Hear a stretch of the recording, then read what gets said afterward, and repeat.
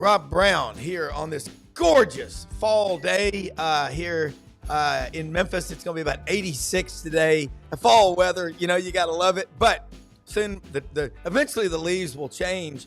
And Matt Dean is with us, the coach over in Memphis, across from the Memphis Zoo, ranked number 2 in the nation. I'm going again Friday to Zoo Boo, third time in 3 weeks with my grandson. It's going to be a lot of fun. Look, Coach Matt Dean, John Hartwell, AD at ULM, will join us about 20 after. He's got an engagement he's got to take care of right now. At half past the hour, Gary Harris, Tuscaloosa, WVUA TV Channel 23 and Tide 100.9, Tider Insider TV, 8:50. Jacques Doucet, WAFB Channel 9, Louisiana Sportscaster of the Year, weighs in. What's going on down in Red Stick, Baton Rouge, LSU this weekend at Texas A&M. Hey, smash that subscribe button at the bottom right-hand corner. Allow notifications on your Android or iPhone. And if you need a new car, truck, or SUV, think LandersFordMemphis.com. We'll talk about them during the show. Here we go. Get pen and paper handy. All right. Let's say this. Matt, where do you start with the weekend, all the games? They're so good. There's so many storylines. This, again, I mean, it's like going to those all-you-can-eat buffets. Where do you start, where they've got the benches because people are too big to sit in chairs. So they got benches out there. This weekend, let's just run down the list. Alabama hosts Missouri. Arkansas is at Mississippi State. Auburn at Kentucky. LSU at Texas A&M. Ole Miss hosts Oklahoma. Vanderbilt hosts Texas. All right. Yancey Porter said on the show Tuesday, in Oxford, Mississippi, for this weekend, some people are getting up to $30,000 to rent their house out for Thursday, Friday, and Saturday nights for an Oklahoma team that's coming in with about a 1/16 of a tank of gas and the car's buckling. Let's get started, Matt. Make some sense out of all this. Hey, it's good to be back on with you, Rob. I was able to listen. I think you had Chris Plank on either yesterday or the day before. Tuesday, yes. And I thought it was really intriguing because I had not heard, even though I know a little bit about Oregon football because my son works there, but the Dylan Gabriel story about wanting to get closer to home.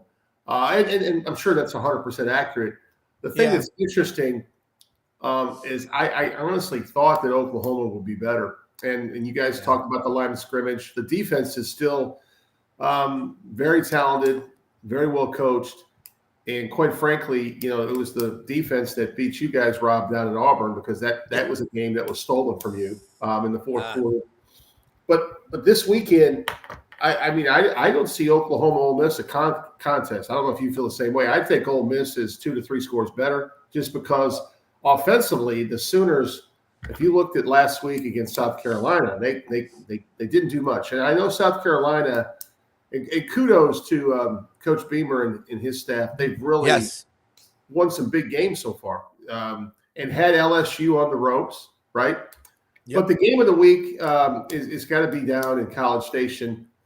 Except for Notre Dame, this is probably the biggest test the Aggies have had. I think LSU coming in there, I know they had an early loss to LSU where the defense maybe gave up some points they didn't expect, but I think that's a really interesting game. I've been to several LSU A&M games. That's a big rival, though it's not maybe the traditional rival that LSU has with other people in the SEC. But it's for recruiting. It's a huge rivalry. You look at all those things you factor in with recruiting, and quite frankly, I can remember being at the 7 overtime game, 74-72. That was the year before LSU won the national championship. And correct. And Coach Orgeron was obviously very upset about that game. And there's a couple calls that went the Aggies' way, but I still think A&M. Kudos to Coach Elko and his staff. They're playing really good football. But even like last week, I had a chance to watch a little bit of A&M and Mississippi State. Mississippi State, is getting better. I'm basically at a point right now that I think LSU A&M is going to have a big factor on the second spot in the playoffs. That's kind of the way I feel because A&M's got such a favorable schedule, Rob. You know? Yeah, they do. And I want to shed some light on this. I love this guy, George. I don't know him, but he watches the show. He's in Portland, okay? So he's what, 45 minutes to an hour from Eugene? But I want to delve into Florida. They've got him a quarterback. They do. Right now, by the way, Rob, I predicted they would win last week. I was the only one on the panel that had them beating Kentucky. I want you to know that. I had them to beat Kentucky 22-16. I'm talking about the other guest experts you had. Yeah. Oh, yeah. Yes. Fellow experts, esteemed colleagues. Yes, you're right. You're right. But DJ Lagway, if I'm a Florida fan, I am going, holy shnikes. Yeah. This guy is fast. He can stand in the pocket, but he can throw darts. On a rope, 50 and 60 yards. The future of Florida football is DJ Lagway and the people that he will attract in recruiting, because it's going to be fun to watch this. It's really in Florida's close to have been on a 4-game winning streak. They did everything but beat Tennessee. So that's how tough the SEC is. Yes. Top to bottom. I cannot remember a year top to bottom. Anybody, we've heard it before, but anybody can beat you now. I'll tell you this much. When you play someone is really important too. I feel like in a league like the SEC, people accumulate injuries in college football. Teams do weekly, right? So I look back when A&M traveled to Florida. Florida is not the same team that they are now. Would you agree with that statement? I mean, they were still kind of figuring things out. Yeah. DJ had not really been in the starting lineup yet, I don't believe. I think, and not that, first of all, I have a lot of respect for Graham Mertz. I think he's a quality quarterback. Yeah. It's obvious, though, now after the Tennessee game and what they've done since then, I believe they're 4-3. Yes. Clearly they're going to beat Florida State later in the season, in my opinion. But the question is, can Billy get them bowl eligible with a tough schedule ahead?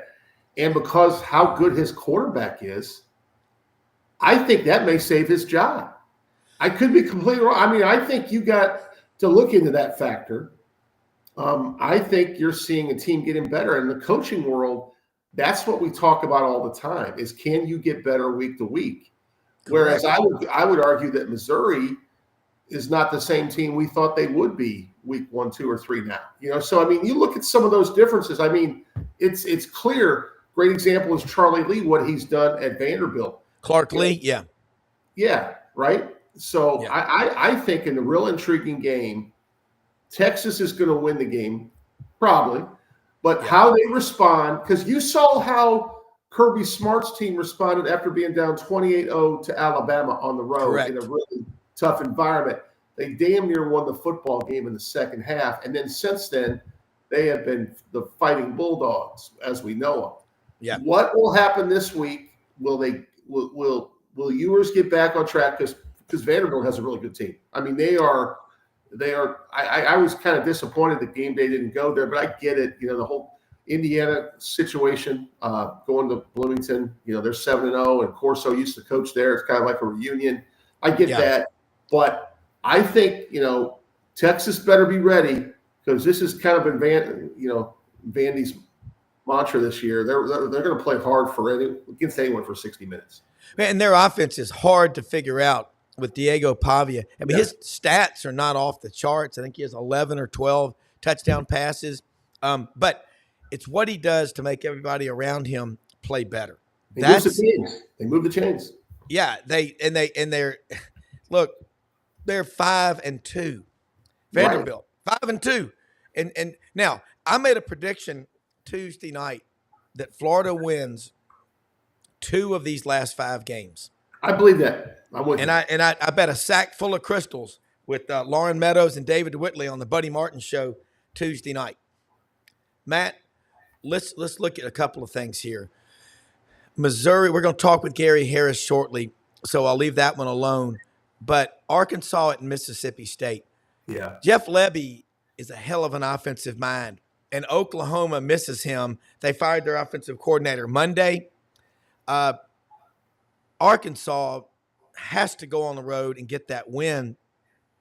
But I think this is going to be a nail biter because Mississippi State has been trending upward with their offense. And if they have a good enough defense, I think they get the win. It's going to be Arkansas right now. I've got them losing this game, and I'll put my final picks out tomorrow. But Mississippi State, remember, not one starter that was on the field when the Egg Bowl ended Thanksgiving night was on the Mississippi State roster on game 1 of this year. That's a remarkable stat, Rob. I didn't realize that. And let's look back 2 weeks ago. They played at Georgia 41-31. Very competitive game. Yes. Okay? Last week, I believe it was a touchdown game. They had a couple turnovers, I believe, that kind of hindered their ability to beat A&M. I would agree with you. I think, and especially with the way Arkansas has the tendency to turn the ball over at times, they're going to have to play mistake-free football. I'm assuming the game's in Starkville, Rob. It's in Starkville, yeah. It would not shock me a bit if Mississippi State gets a win this weekend because they are trending upward.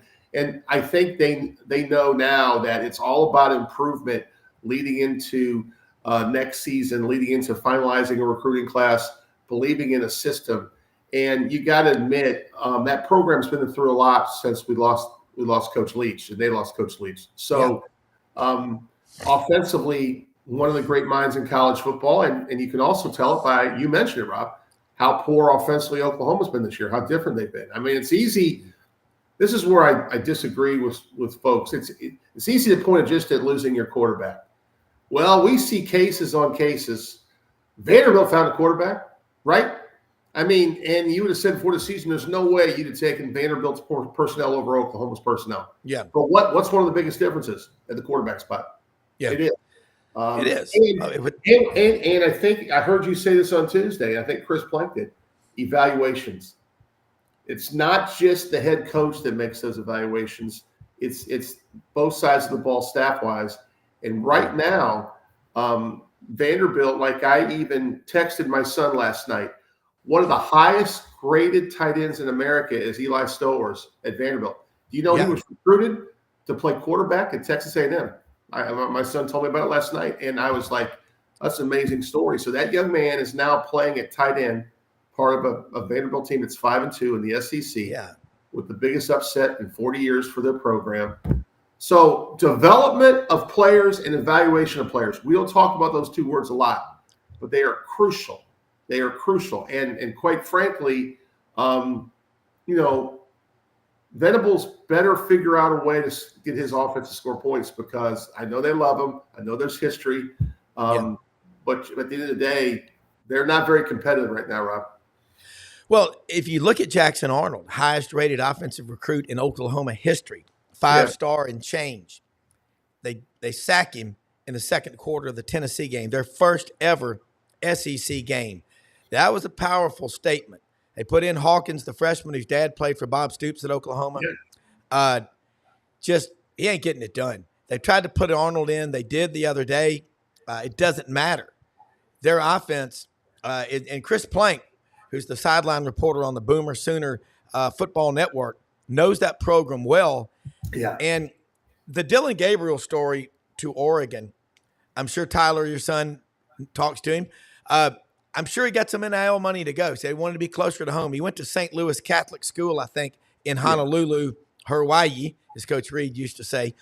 But I look at the defense is really good, but you still have to have offense.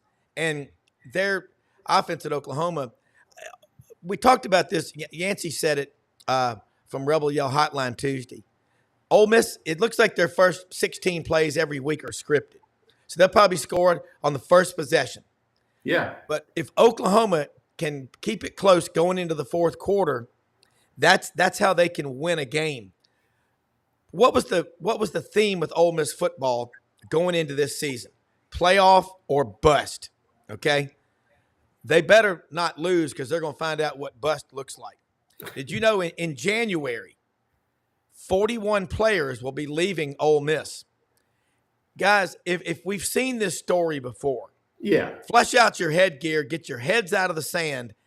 This is junior college all over again. You stack them up in the portal. You stacked them up in junior college. Why were those kids in junior college? They got problems, academic, behavioral, all of the above, typically. Okay? Some of them were scrawny and they needed to be developed and put some weight on. Same thing in the portal. About 50% of these kids that go into the portal are orphaned. They're never picked up. It's the same thing happening. It just looks different.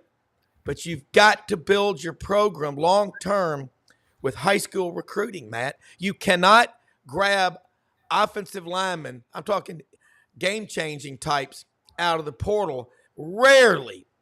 You might be able to do it on a few occasions, but you got to develop them, and your offensive line coach better be tough. You better get the right kids in there because the portal is JUCO of this millennium. That's what it is. Yeah, and I think it goes back a little bit to evaluation and coaching. So I'll give you a great example. Let's say you and I are on the same staff and we want to get a lineman in the portal.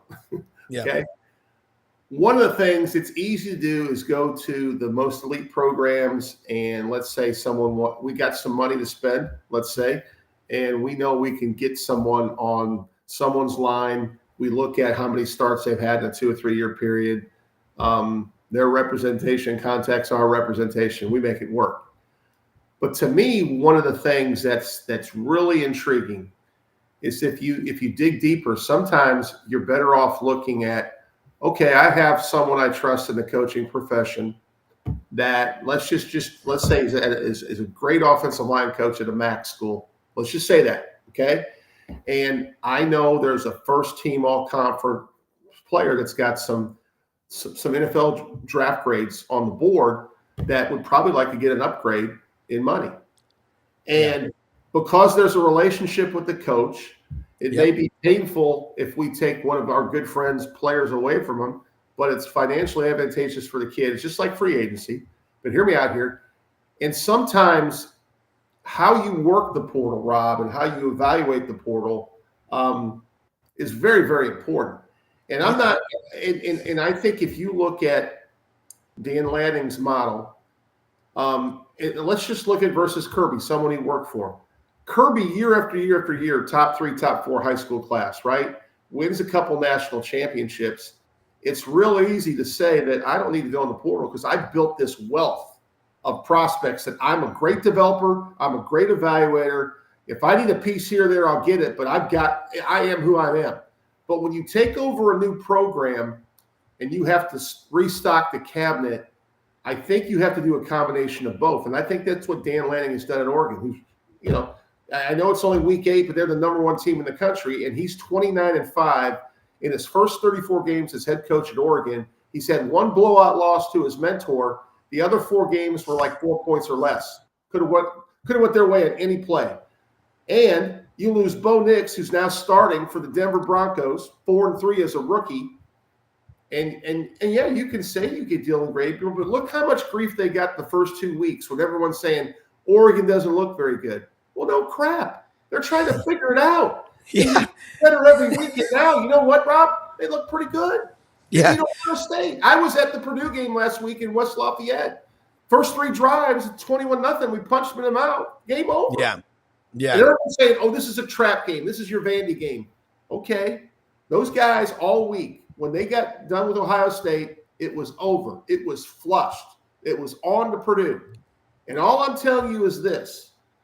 I watched the Georgia-Texas game, and Kirby's guys were flying around. I mean, I think Texas had 3 turnovers, if I'm not mistaken. Now, here's what's crazy. Beck threw 3 interceptions. You can say if Beck would have played a better football game, Georgia may have blown him out of the water completely. They still won convincingly. I guess my whole point is, Rob, we mentioned the portal, but there's ways of handling the portal that are different philosophically. You look at Dabo. He doesn't really touch the portal, but now Clemson's in position with our new system. If they win the ACC, they're in. They may even get in as the second team from the ACC because Miami's that good, right? So, yeah. I mean, Yeah, I get it. Why Dabo and Kirby are doing it, because they got a couple national championships apiece, whatever. But if you're starting a new program, listen, it's common knowledge. Oklahoma chose Venables over Dan Lanning. That's all I want to say. Well, Dan Lanning's from Olathe, Kansas, and I know he's good friends with Ryan Silverfield, Memphis's football coach, because Ryan was at the Touchdown Club of Memphis a few weeks ago, and Memphis has got a good one. Ryan Silverfield. Look. He's a Jacksonville kid. Went to the Bowles School down in Jacksonville. I think he's been coaching since he was 21. Here's a guy who first dunked in 6th grade in middle school. Stufferino, as Joe Dean used to say on the SEC basketball. A little Stufferino from downtown Lexington, KY. A little string music, Nashville, Tennessee. Barry Goheen. Remember that guy, Barry Goheen, at guard for Vanderbilt back in the 80s? He used to give me nightmares, man. John Hartwell, athletic director, ULM, does not eat seafood that's ever been frozen, only on pellet ice. It must be fresh. You are orchestrating one of my favorite and one of the best stories in college football. You brought in Bryant Vincent, a new coach who was interim at UAB. He's coached at Spanish Fort. He's from Glasgow, Kentucky. You're 5-1. You had the day off. Now you're going down this weekend. You're going home. It's your homecoming to play the South Alabama Jaguars. 73 new players on your roster. I'm just going to go along with what Matt just said about evaluation and development in the portal. And knowing you as I do and have gotten to know you, I'm sure you watched that process play out. Kind of tell us how the sausage was made, Mark Twain. Yeah, the fine print you didn't read about dunking in the 6th grade. It was an 8-foot goal, but you can leave the details out. So, okay. Good to see you guys this morning, Matt. Hope you're doing well. Thanks, Jay. Yeah, we're excited about going to South Alabama. It's homecoming for them, and in a way, a homecoming for not only for me but for Bryant Vincent too, and a lot of his early success, taking over a Spanish Fort high school team that had lost 17 games in a row, and in a 4-year period, winning a state championship. And then he was on Joey Jones' staff at South Alabama, from being wide receivers coach to quarterbacks coach to offensive coordinator. So we're excited about going down there, and you just take one day at a time, and South will be ready to play. They ran Appalachian State out of their own stadium in Boone several weeks ago, so they're really talented, and and I applaud Coach Vincent and what he's doing, as he says and reminds our team every day. Hey, we're keeping the 134 mentality. We're keeping the mentality that people think we're the worst team in college football. Yeah. Let's go out there and prove them wrong. So, well, PTW LFG, that's a great motto. I tell you what's going on. These Tuesday and Wednesday night and Thursday night games that a lot of the MAC and the Sun Belt play, it reminds me a lot of how Turner Broadcasting built the fan base around America for the Atlanta Braves. And about 3 years ago, when the Braves were out in Houston wrapping up the World Series championship, they called them the TBS kids. All these fans that have grown up all over the country because of the Superstation. Hell, I remember coming home before practice in the afternoon in high school, turning on WGN in Chicago with Harry Carey and Steve Stone and Andre Hawkins, the Hawk. But they would always, you watched those games and it built a following. I mean, I just think it's a great story. While I'm at it, let me say something. Here's a new book, folks, Unrivaled, 1899, about Sewannee's team, won 5 games in 6 days. My friend Norman Jetmanson and David Cruz worked on this project. The documentary, Sewanee 1899unrivaled.org.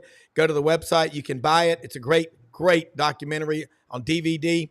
And this book now is a coffee table book. It's a great story.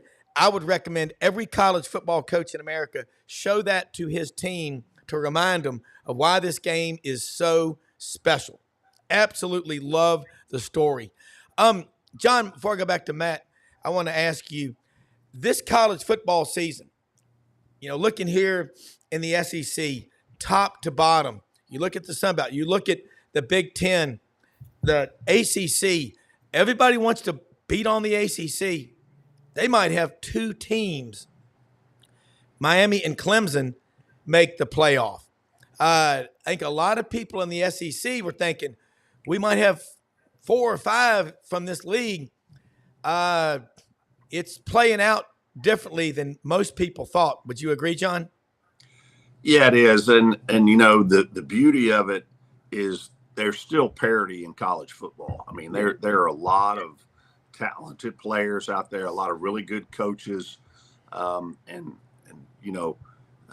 The most talented team does not always win. The most talented team, if you don't have chemistry, and you go against a team that maybe not quite as talented, but is all pulling on the same end of the rope.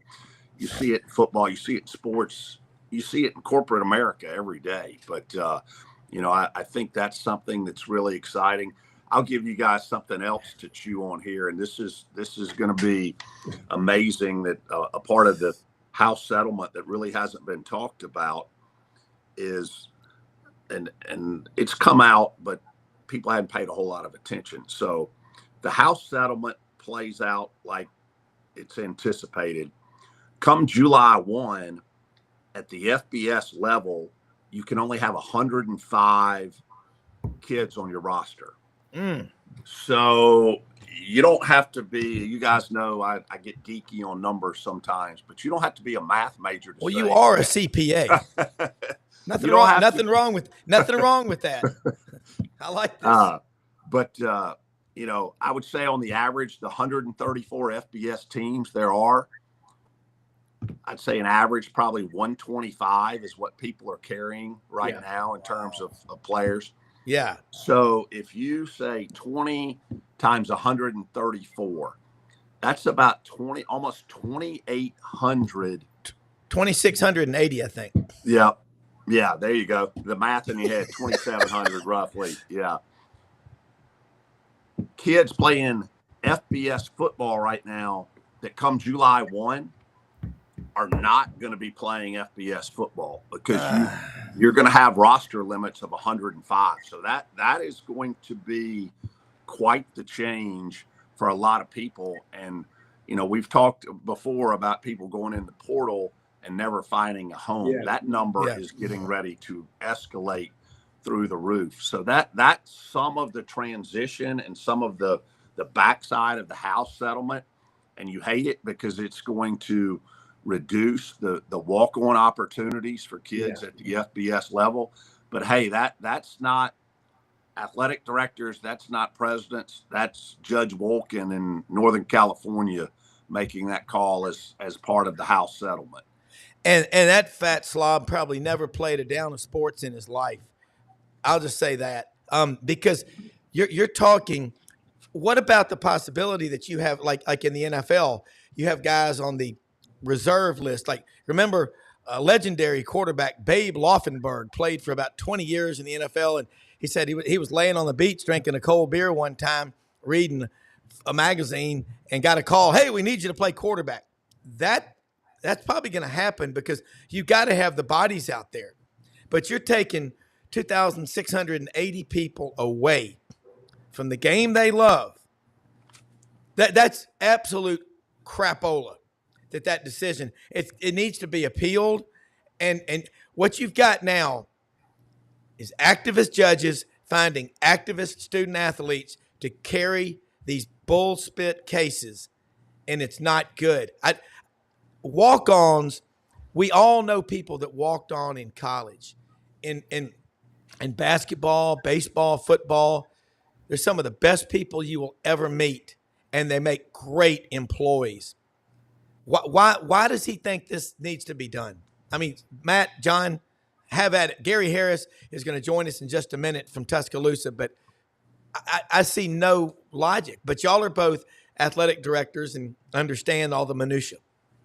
Well, and John, I'm going to go first here, but like even even this decision, I hate losing opportunity for young student athletes, because we all know there's stories of walk-ons that over a period of time become impactful. And then also just, some kids dream of playing for someone where that's going to probably be eliminated in some cases across the country.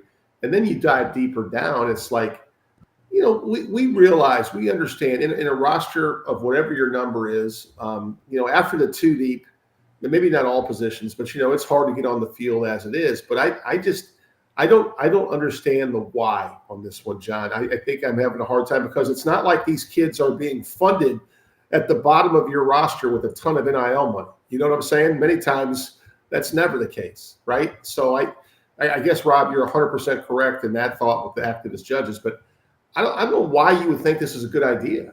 Maybe I'm just reading this wrong, John. No, I mean, it brings up a lot of questions. The first default for people who are for reducing squad limit sizes, they say, well, hey, look at an active NFL roster. It's 53. You've got guys on injured reserve or the practice squad or stuff like that. But the thing is when you get beyond, let's say there's 10, 12 others on the practice squad. So let's say you got 65. Yeah. Well, if somebody in that group goes down, there are, a lot of guys who have been recently cut from NFL teams or taxi squads or whatever, sitting by their phone anticipating that call. Yeah. You just can't do that at the collegiate level. So it is going to be an adjustment, and it's going to be interesting to see, how it trickles down. So if, 2,700 kids can't play FBS football anymore, and they still want to play football, what is the trickle down effect, not only to FCS, to Division II, even Matt, to Division III, and are some kids ultimately going to be pushed out of playing college football totally by this? But football is but one example. Now, on the flip side, you can have, it's a squad size of 105, but all 105 could be on scholarship. But the other components here, in baseball. So baseball is going to 34, 35 on the roster. So there are a lot of schools out there right now that have 50 or so in their program. They've got no telling how many pitchers. But again, come July 1, August 1st, those squad limits are going to have to be adhered to. So it's going to be quite a seismic shift here over the next 6-8 months. What about the return of junior varsity JV football and JV basketball and stuff like that? I remember in college going out on Sunday afternoons and sweating out a hangover watching the JV games. Long before December 2nd, 1989, Alabama's football team played at Jordan-Hare back in the 80s, early 80s, in the 70s, the JV games. I am against anything that makes college sports more like pro sports. Love pro sports. Keep them in their lane. The college experience is the greatest experience, this side of high school. Okay. And I think we've got to stop letting these jackasses, these activists, ruin the college game.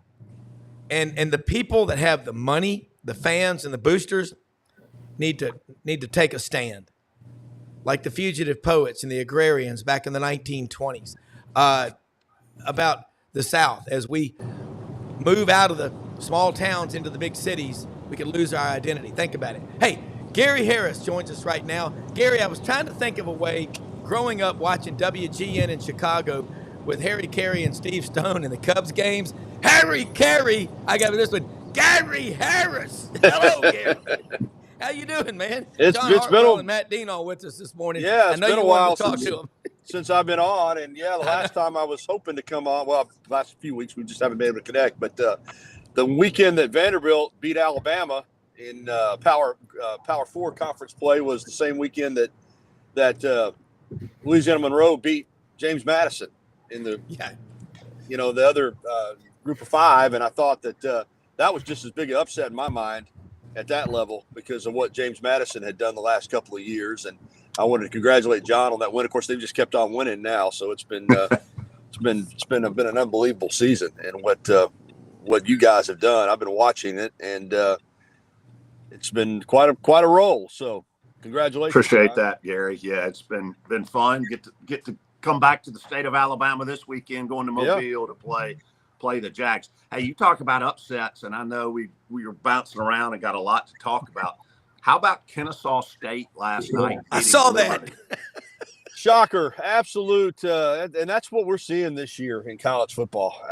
With all the changes that have come, I mean, every Saturday, or in this case, Wednesday night, whenever you play, at whatever level, nothing's off limits right now. I mean, who would have ever dreamed that Kennesaw State would get their first FBS win over Liberty? So, I mean, it's unbelievable. And it's just hold on now. Everything that we think we know about college football with the portal, with NIL, with all the changes that have taken, we're seeing it now on the field. It's a week-to-week endeavor. Since I've talked to you guys, I mean, what a wild ride for Alabama. You beat Georgia, you're number 1 in the country. And since that time now, you've lost 2 of 3. And it's another example of you can't look at a result from one Saturday and carry it over to the next anymore. You just can't do it. Yeah. Matt, you're put on your coaching helmet right now. What Gary just said, I'm watching TV last night. Yeah. Kennesaw State was winless. They've got like 70,000 students, but they were winless, and they beat the Liberty Flames. I mean, you can't watch any game now with a lot of certainty that one or other team is going to win. It's just the world we live in, but it's exciting. Well, Gary referenced it in a way. I think from a coaching perspective, and John probably agrees with this too, I hope, that every week we preach 1-0. You have to flush out the result, even if it was a great result. You have to flush it out. And I think Coach Saban talks about this all the time. It's just about the focus on what's in the next opportunity in front of you. And if you lose focus, man, things can happen because all week, Gary, I had an opportunity to go up to Purdue, watch Oregon play Purdue. My son's on their staff. So the whole week, everybody there, they don't care they just beat Ohio State. They were so focused on Purdue.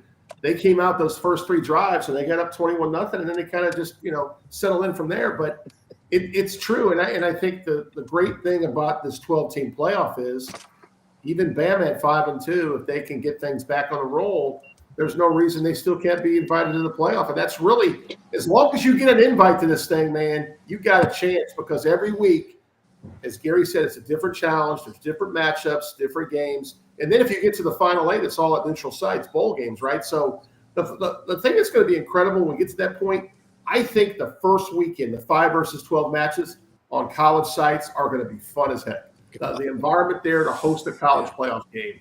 I know they're not getting a bye. I just think it's going to be a tremendous environment.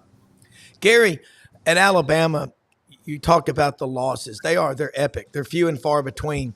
But Alabama, like you said, they're fortunate they're not on a 3-game skid. The South Carolina game, I took South Carolina to cover in that game, but I damn sure didn't think they'd beat Alabama. What's going on? You know that program, and you and Rodney Orr do a great show Tuesday nights at 6:30, Tider Insider TV.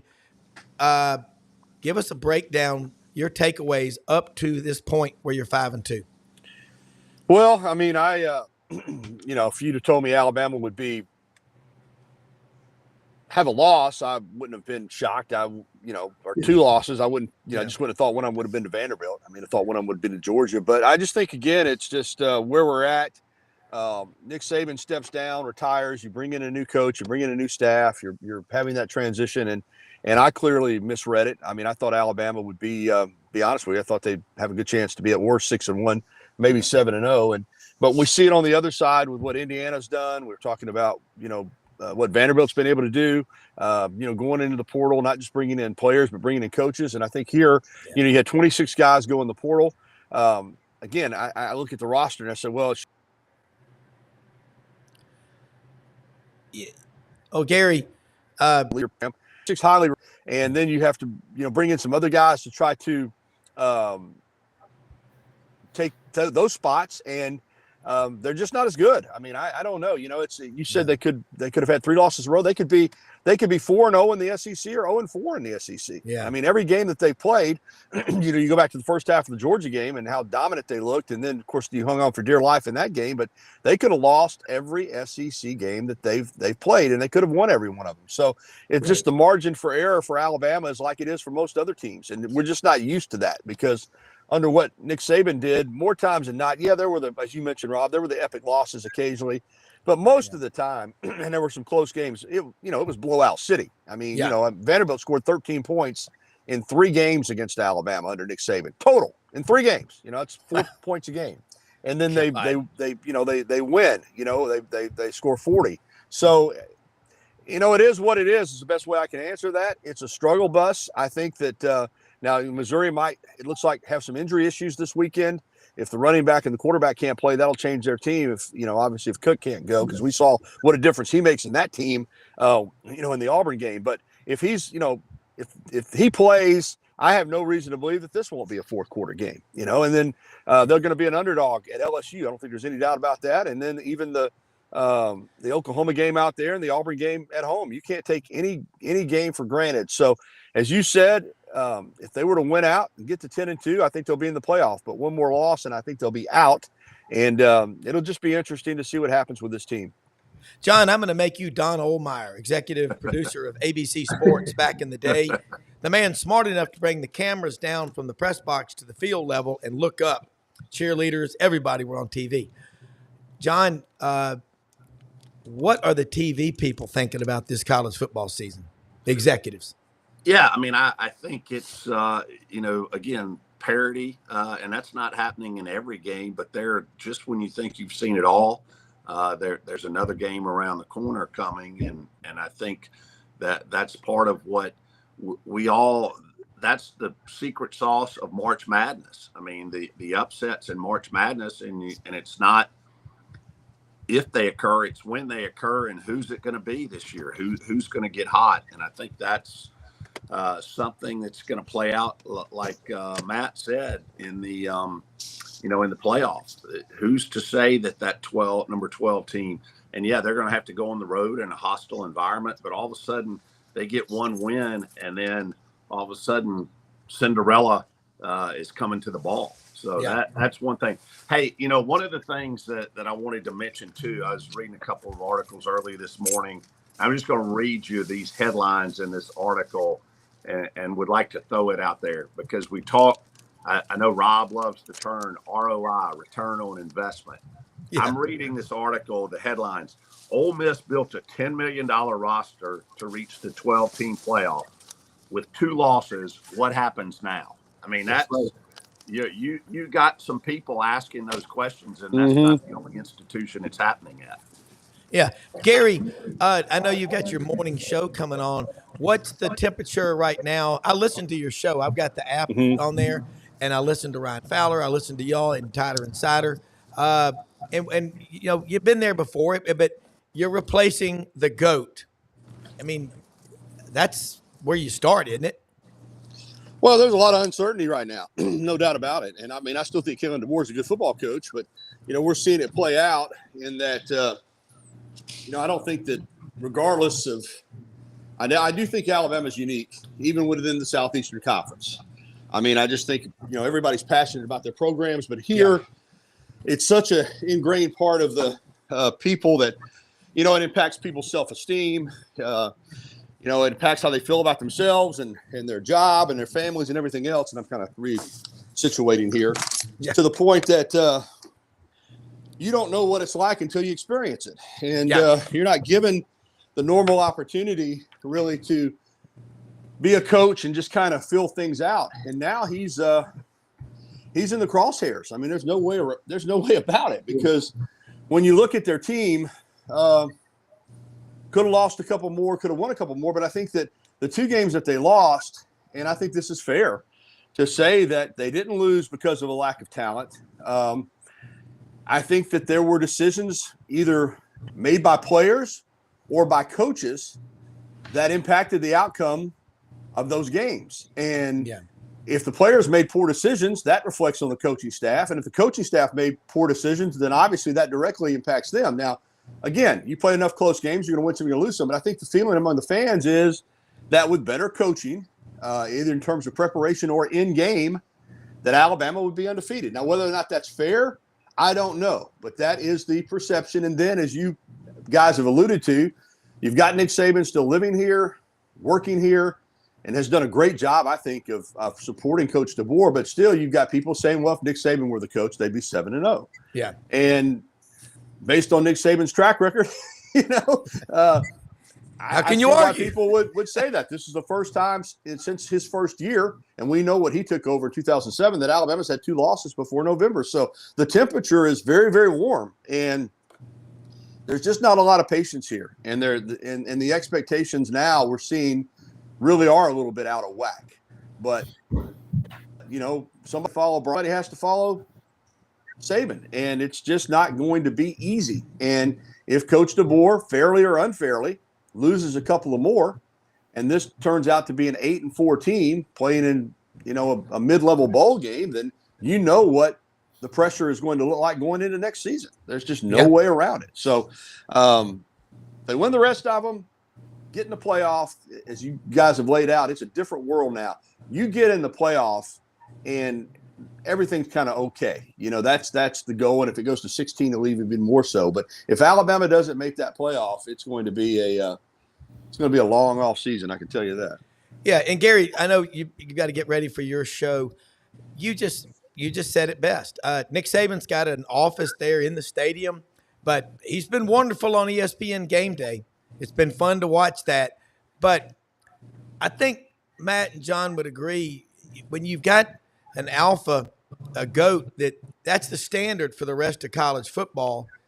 Hell, I don't know who it is now who's got the wisdom and the insight that he still has. I mean, he's not an old guy, but it's a different world we live in.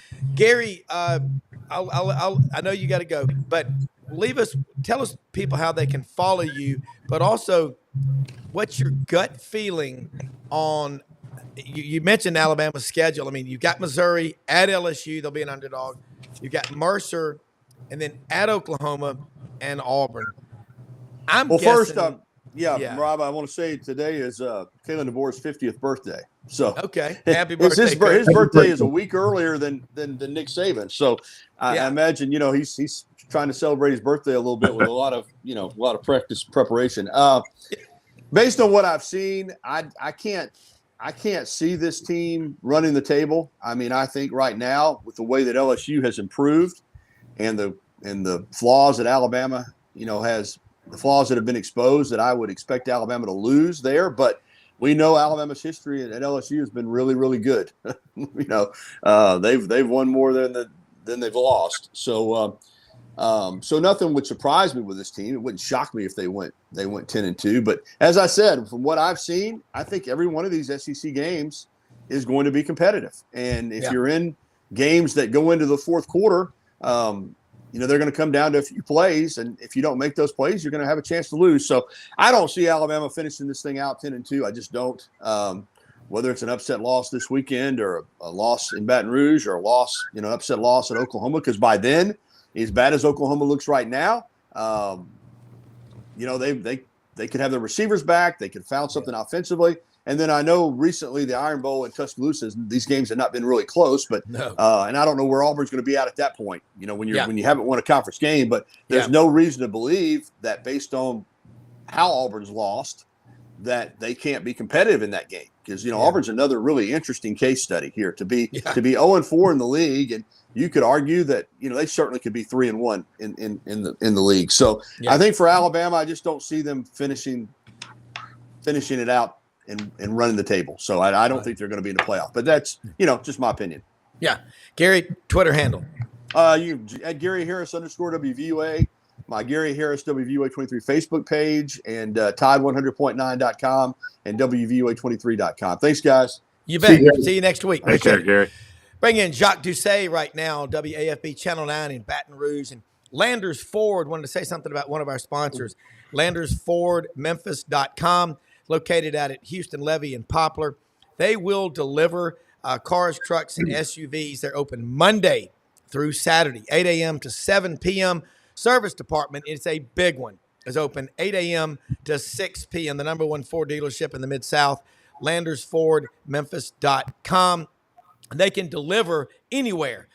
You go out there. It's an easy process. Ask for Brad Bellamy, our friend, the general manager. I told him he'll be the quarterback, and he will hook you up with the right salesman to make the experience really, really pleasant. MJ went out there, got a new Bronco the other night. He said, man, that was the easiest car deal I've ever done. Hey, if you didn't buy your last vehicle from Landers, you probably paid too much, and they are serious about that. Proud to have them as a sponsor.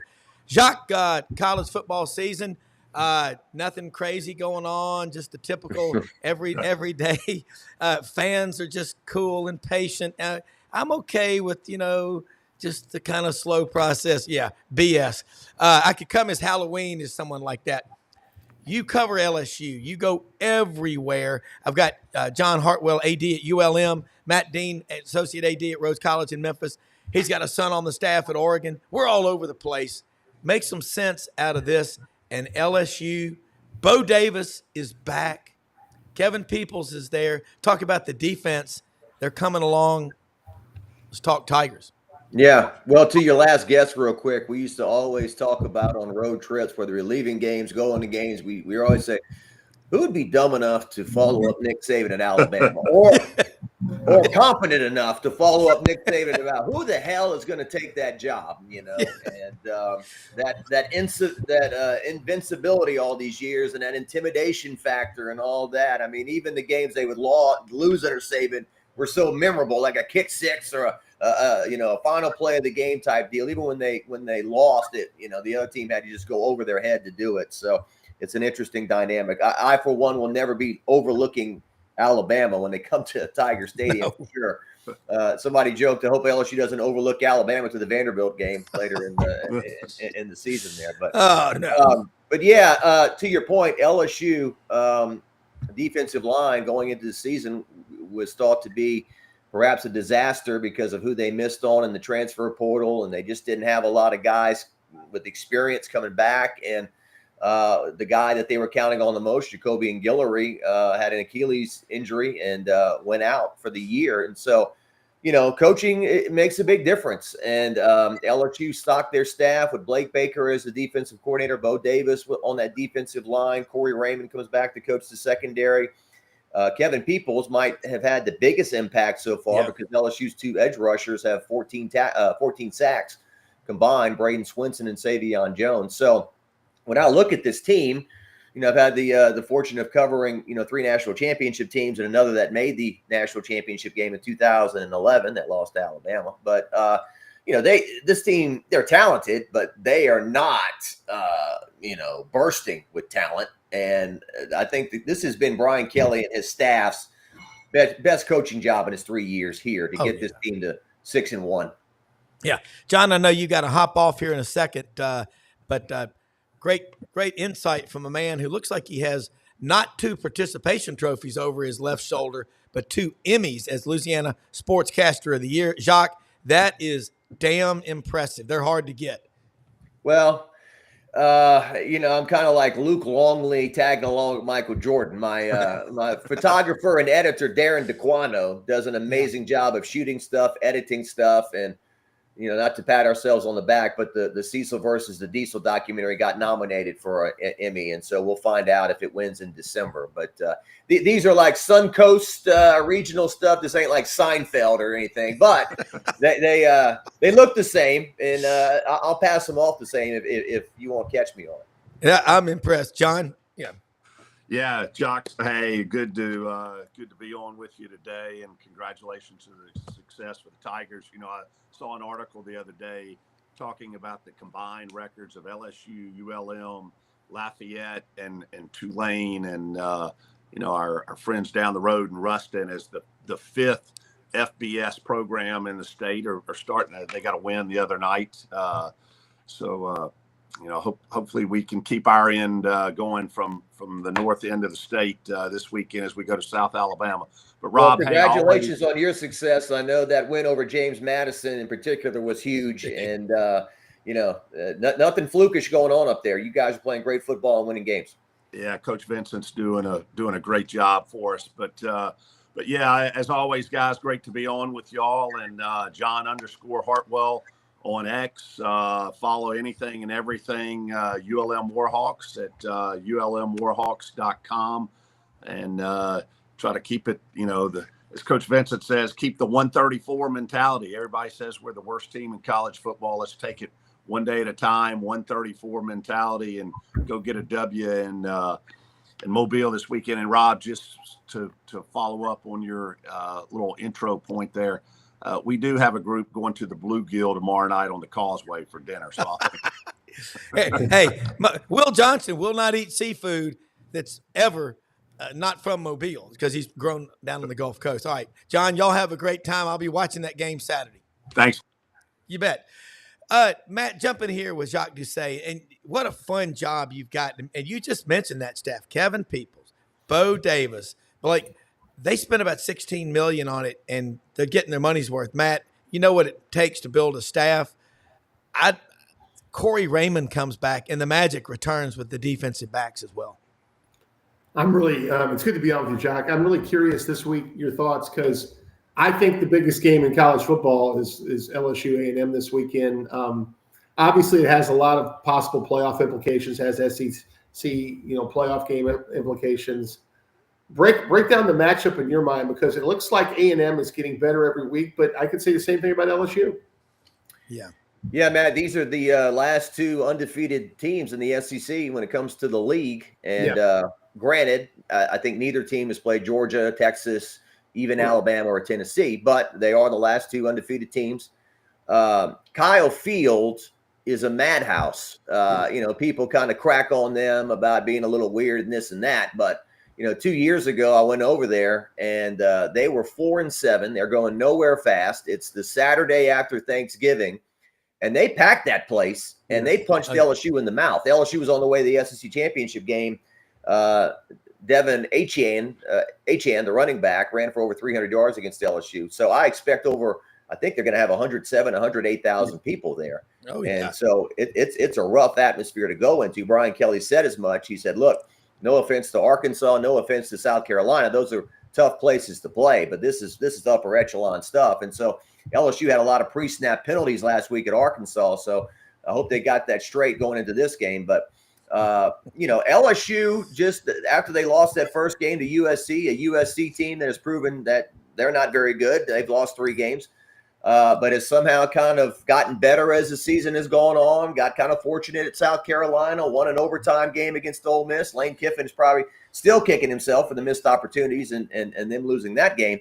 But Texas A&M, I watched that game they played against Missouri when they were at home, and they really beat down Missouri that day.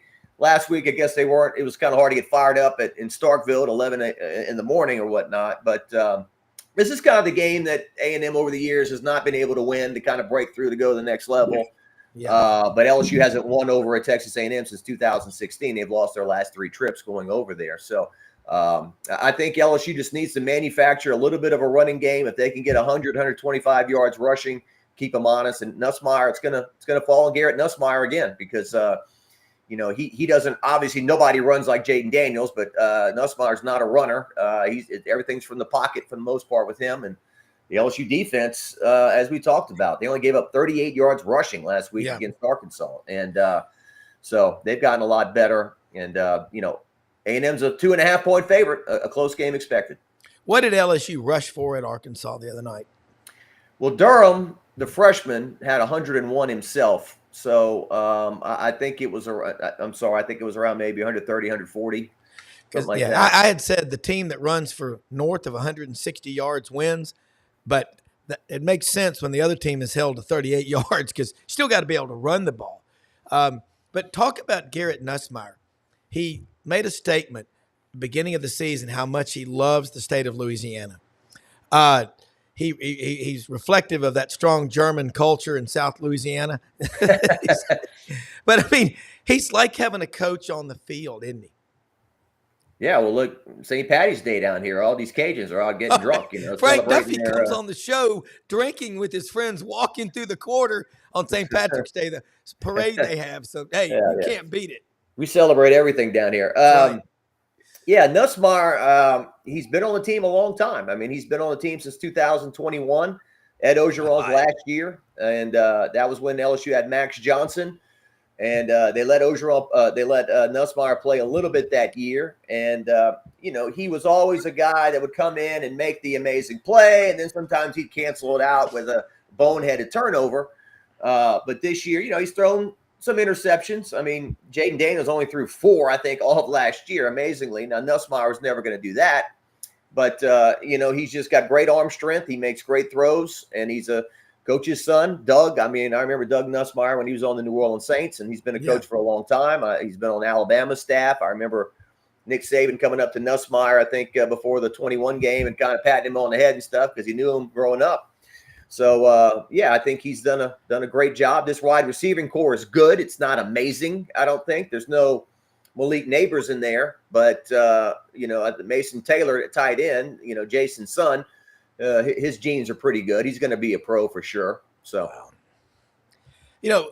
Matt, what he just said about Nick Saban coming up and talking to Garrett, he knew him when he was a kid. I think that gets lost in all the talk, which can get pretty heated among fan bases and all, that it's all still about relationships. Matt, you've been a coach, 32 years of your life, men's and women's basketball. I think that's the takeaway. My favorite thing you said on the show today, it kind of humanizes what we sometimes forget is real life. I love that.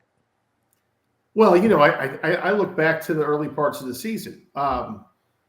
We go back to the USC game, and obviously people felt like after week 1, the sky is falling. But like from a coach's mentality, I've always thought Brian Kelly is underrated in terms of development. And I just look at this team with his staff, and Jacques, you hit it on the head. I mean, obviously you're there with him all the time, but I think for this game, Texas A&M with Moss is going to try to run the football, right?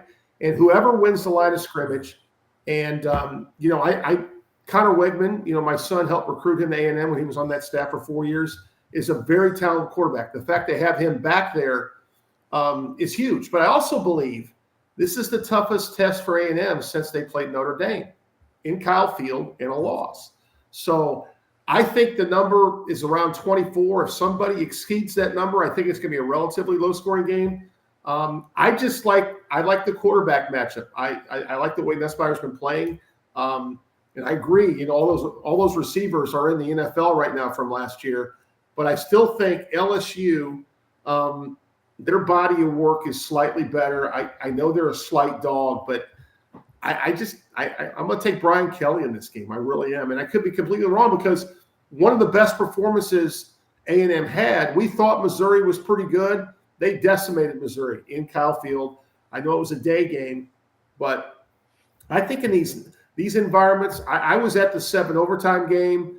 I was at the A&M LSU game where I think it was like a rain fest, and the Aggies won, a really sloppily played game. But I just think this is a game that LSU's prepared for because they know the stakes. I mean, I like them.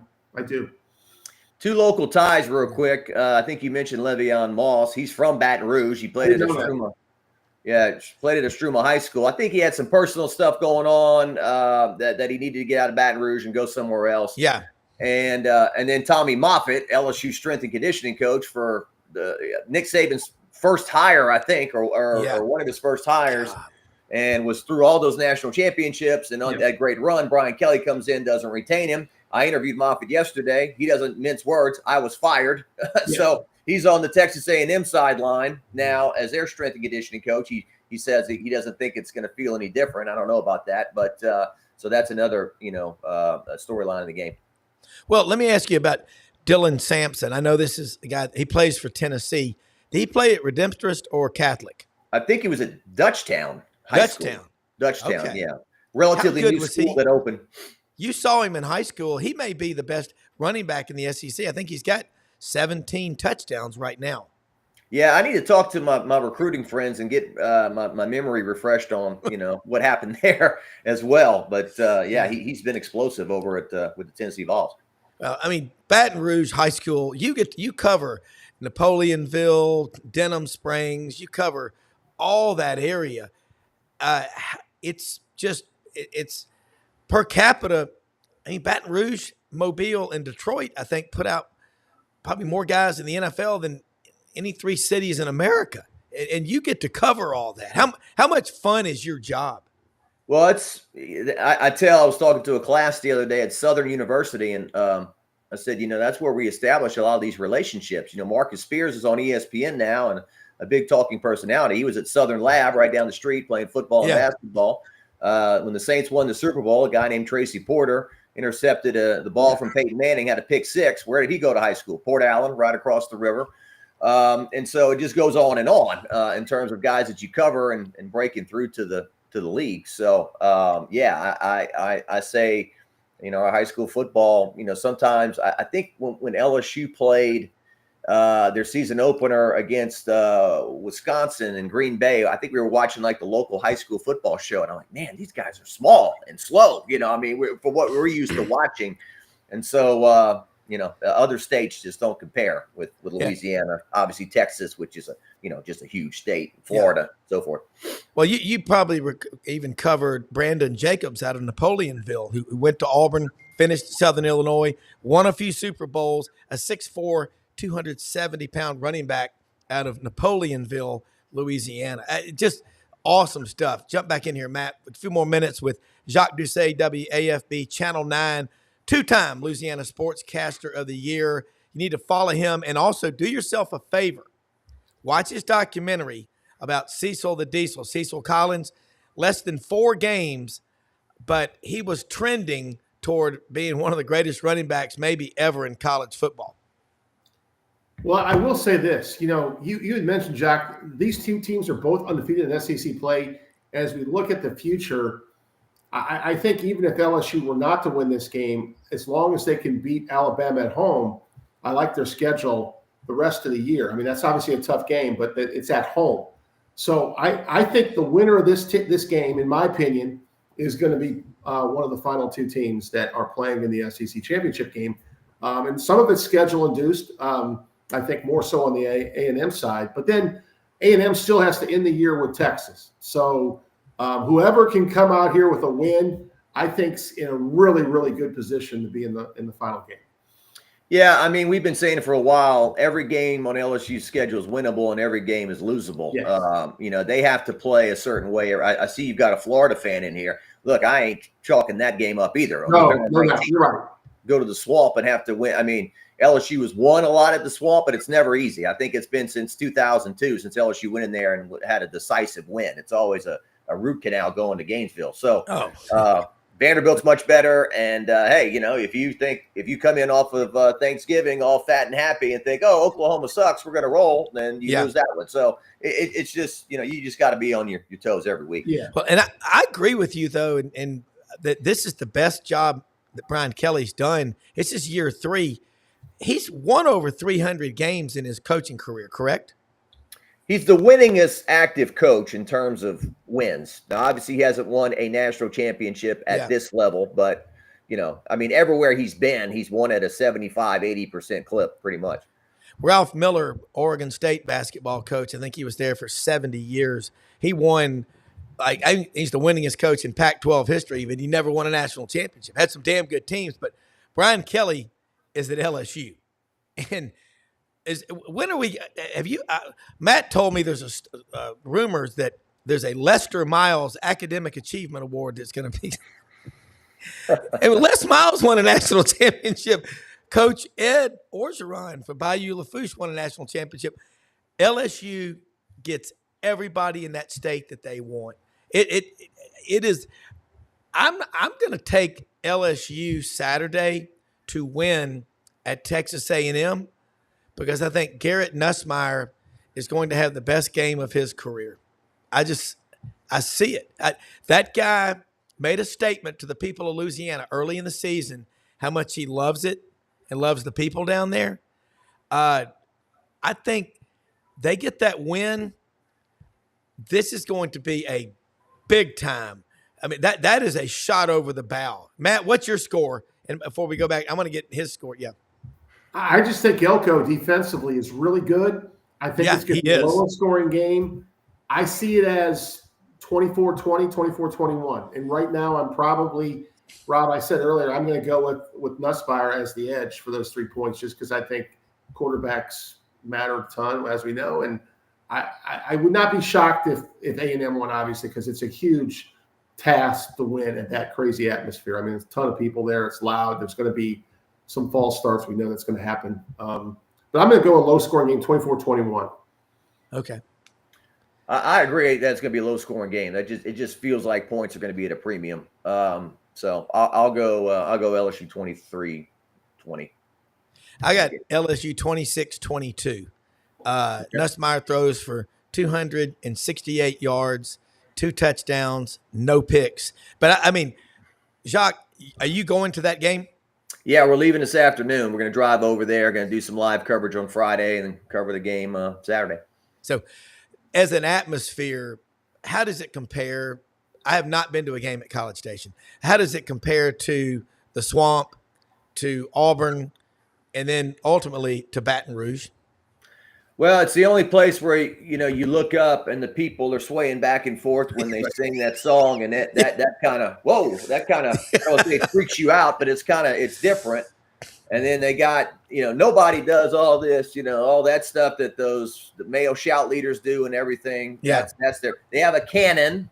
They fire that cannon, and that takes you by surprise. Tommy Moffitt told me that he's still not used to that cannon. He still jumps when they fire the cannon. And it's just a huge place. They got the dog, the Lassie, is named Reveille. I think I think it's second in command, they say. The dog is second in command at the school. And so but look, I mean, people goof on him and stuff, but there's a lot. It's a huge school. I think they had 70,000 students or something. I mean, there's a lot of people that are going into the military and doing stuff for our country. So there are a lot of great people there. And, we always grew up on the Aggie jokes. And my mom would say, Jacques, that doesn't really make sense because Aggies are actually smart. It's kind of hard to go to school there, So anyway. Over 20,000 students in the College of Engineering at Texas A&M.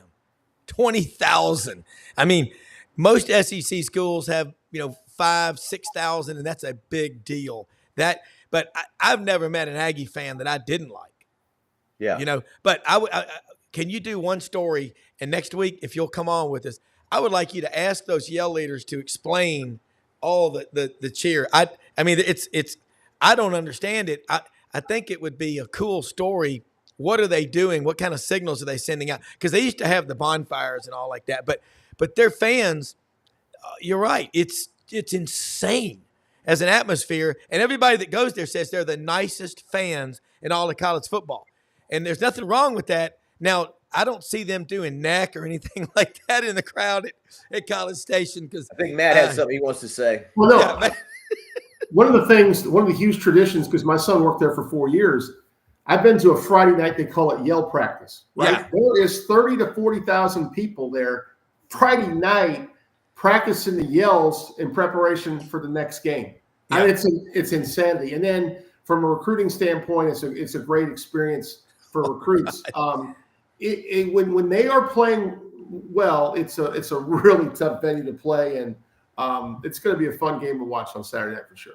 It will. I mean, and look, Jacques, unbelievable stuff as always. And that's the thing. You are so lucky to get to go to all these college towns, and you know them. I don't know if you have time to write a book, but I hope you win the Emmy in that documentary on Cecil Collins. We need more local guys doing this, and you are one of the best. 24 years now at WAFB Channel 9. 2001, so I think I just made 23. So it'd be 24 in March. Okay, gotcha. Hey, let people know how they can follow you, and we'll wrap up. And appreciate you as always, and Matt for being on here with us. Hey, by the way, I just got my camera working, and I want to say something about the fish school.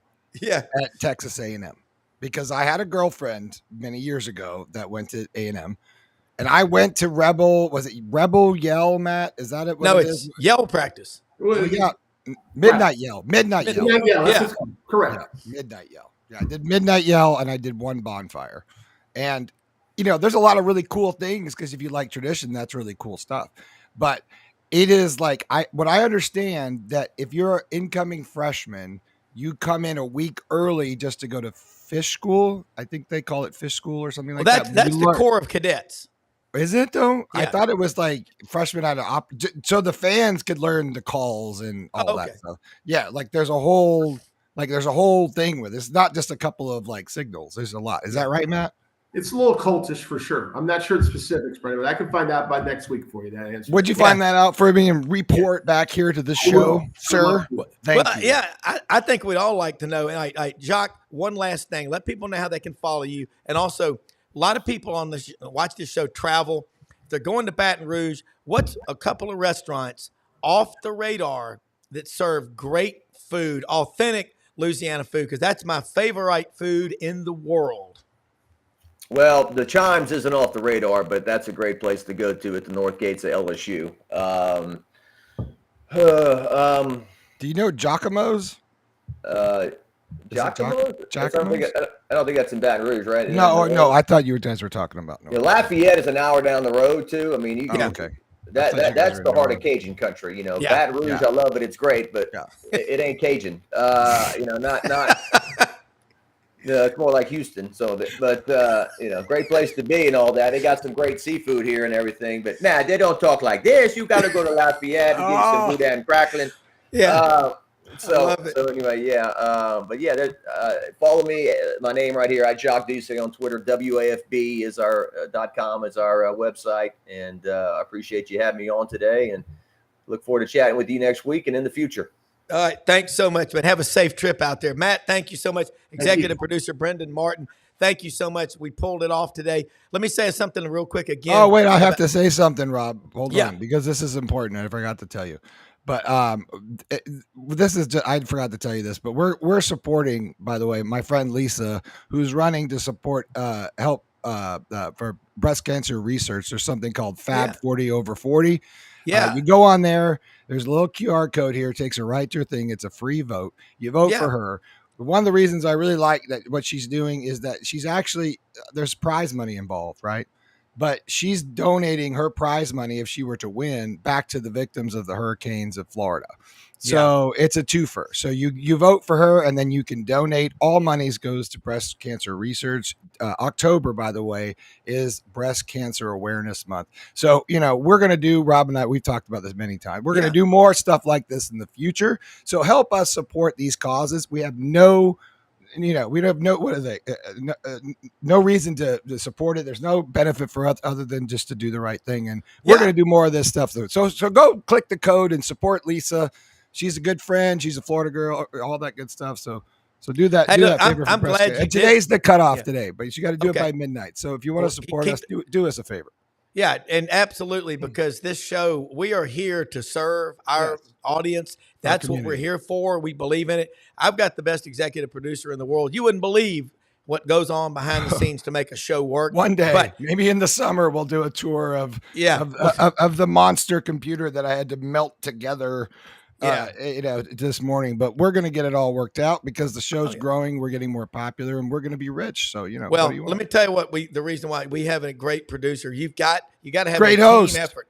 And every time you come on these shows, you've got to He's always like this every day, by the way. Rob is always happy. No, we joke about your personality. We joke about your personality a lot, but we don't talk about how kind you are, how great, how you really care about your family and your friends.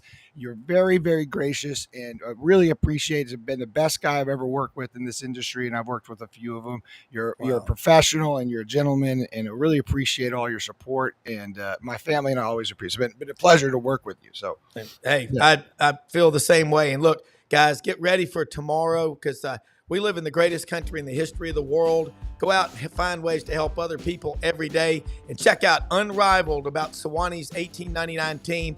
It'll get you fired up about college football. All of our sponsors, sidelines.live. Again, see you tomorrow morning. Brendan, let's kick some ass and make it happen and spread the word about this show. We're out of here. See you in the morning.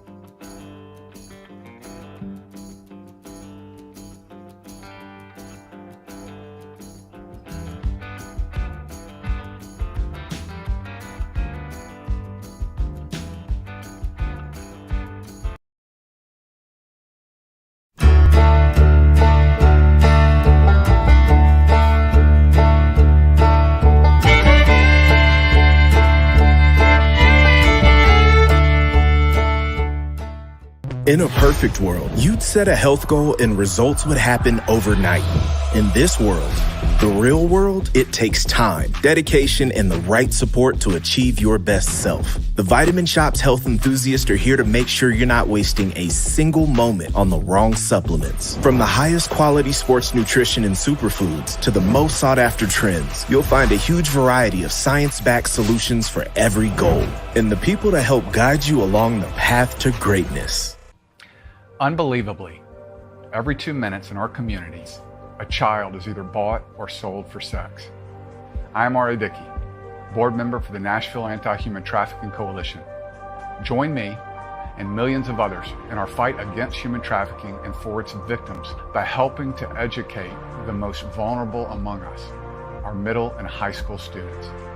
Go to nhtcoalition.org, become a partner, and help keep our families safe, because none of God's children are for sale.